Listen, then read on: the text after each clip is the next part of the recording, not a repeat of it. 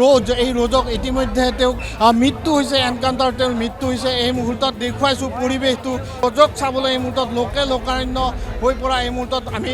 দেখুৱাইছোঁ পৰিৱেশটো দেখুৱাইছোঁ তেওঁক ভিতৰলৈ লৈ যোৱা হ'ব এইখন যি বেদতে তেওঁক লৈ যোৱা হ'ব ভিতৰলৈ ইতিমধ্যে আমি অসম লাইভ 24 দৰ্শকক আমি কৈছোঁৱেই ডাঙৰ খবৰটো এই মুহূৰ্তত ডাঙৰ খবৰটো হ'ল যিগৰাকী ৰোজ এই ৰোজক ইতিমধ্যে তেওঁৰ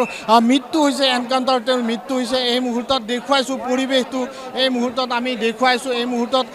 ৰোজক চাবলৈ এই মুহূৰ্তত লোকে লোকাৰণ্য হৈ পৰা এই মুহূৰ্তত আমি দেখুৱাইছোঁ পৰিৱেশটো দেখুৱাইছোঁ বিভিন্ন প্ৰান্তৰ পৰা লোকসকল আছে সকলোৰে এই মুহূৰ্তত পৰিৱেশ আমি দেখুৱাইছোঁ এই মুহূৰ্তত পৰিৱেশ দেখুৱাইছোঁ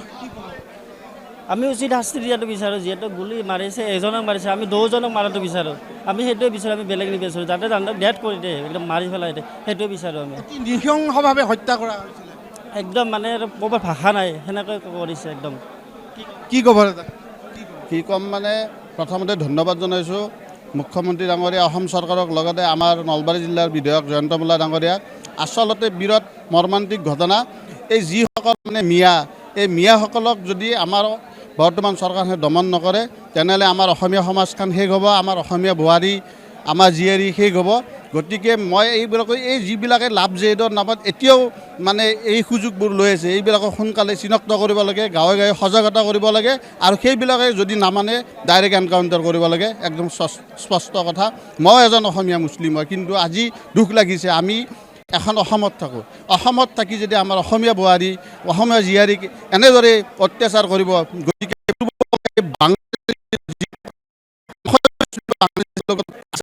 তেওঁলোক এইদৰে এটা আহ্বান জনাইছোঁ তেওঁলোকক ইয়াৰ পৰা উচিত শিক্ষা দি তেওঁলোকৰ লগত কোনো ধৰণৰ সম্পৰ্ক নাৰাখে মই আহ্বান জনাইছোঁ গতিকে যিজন আজি আমাৰ ভাই বা আমাৰ ভাইটি এই অৱস্থাত হ'ল কোনো যাতে এই পৰ্যায়ত যাতে আৰু দ্বিতীয়বাৰ নহয় তাৰে কাৰণে মই সকলোকে আহ্বান জনাইছোঁ গতিকে এই যিসকলে পুনৰবাৰ কৈছোঁ যিসকলে এই লাভ জেহাদৰ নামত এতিয়াও বিহবাস্প আছে তেওঁলোকক উচিত শিক্ষা দিয়াৰ কাৰণে মই অসম চৰকাৰ তথা নলবাৰী জিলাৰ আৰক্ষী অধীক্ষকক মই আহ্বান জনাইছোঁ অত্যন্ত গুৰুত্বপূৰ্ণ কথা কৈছে আপুনি এই মুহূৰ্তত দেখিবলৈ পোৱা গৈছে যিহেতু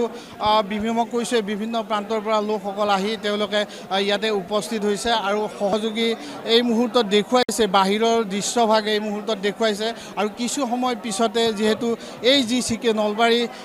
চিকিৎসা মহাবিদ্যালয় হাস্পাতাললৈ লৈ অনা হ'ব আৰু কিছু সময় পিছতে লৈ অনা হ'ব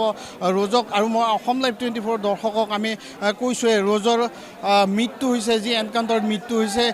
সেই পাখণ্ডগৰাকীৰ মৃত্যু হৈছে যিগৰাকী পাখণ্ডই আচলতে নিৰ্মমভাৱে হানি খুচি হত্যা কৰিছিল